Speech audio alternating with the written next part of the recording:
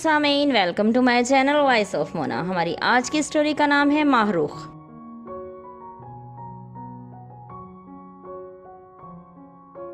وہ اسلام آباد کے بڑے ہی خوبصورت علاقے میں رہتی تھی۔ اس کی اپنی بوتیک تھی۔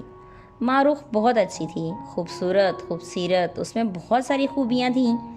صحیح معنوں میں وہ ایک مکمل عورت تھی۔ شادی ہوئی لیکن شوہر سے نہیں بن پائی تو خاموشی سے علیحدگی لے لی۔ بچہ تھا نہیں، سب بہن بھائی ملک سے باہر تھے۔ وہ ماں کے ساتھ رہتی تھی۔ اس کی والدہ بھی بینک میں جاب کرتی تھیں۔ ان کے برابر والے بنگلے میں کچھ لوگ رینٹ پہ رہ رہے تھے۔ وہ سب مرد تھے، تقریباً 15-16 وہ لوگ گجرات کے کسی علاقے کے رہائشی تھے۔ ان کی لیڈیز بچوں کے ساتھ آتی اور چلی جاتی۔ وہ ایک ہی خاندان کے لوگ تھے۔ یہاں سب کنسٹرکشن کا کام کرتے تھے۔ ماہ رخ سب کو جانتی تھی کیونکہ وہ کافی عرصے سے رہ رہے تھے۔ ان میں رفیق بھی تھا۔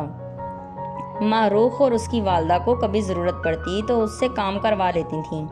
وہ بھی کر دیتے۔ اکیلے ہونے کی وجہ سے ماہ رخ نے گھر میں مستقل نوکر نہیں رکھا تھا۔ وہ صفائی والی آتی، صفائی کر کے چلی جاتی۔ کھانا وہ ماں بیٹی اپنا خود بناتی تھیں۔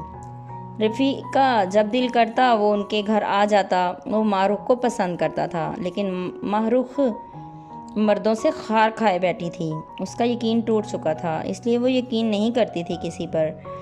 رفیق بھی شاید ان کے بنگلے کی لالچ میں تھا، اس لیے زیادہ زور نہیں دیتا تھا کہ کہیں جو تھوڑا بہت تعلق ہے وہ بھی ختم نہ ہو جائے۔ ایک دن ماہ رخ کے گھر رات کو چور گھس گئے۔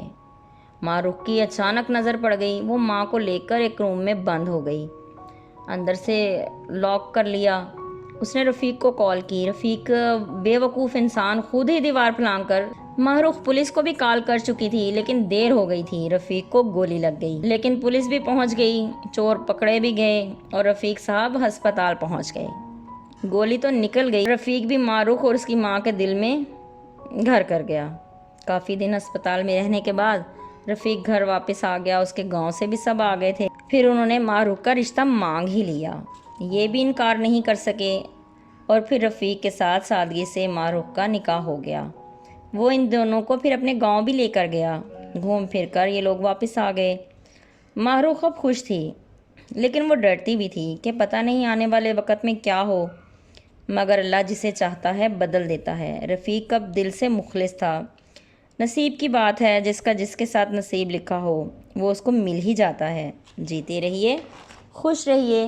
ملتے ہیں اگلی کہانی کے ساتھ۔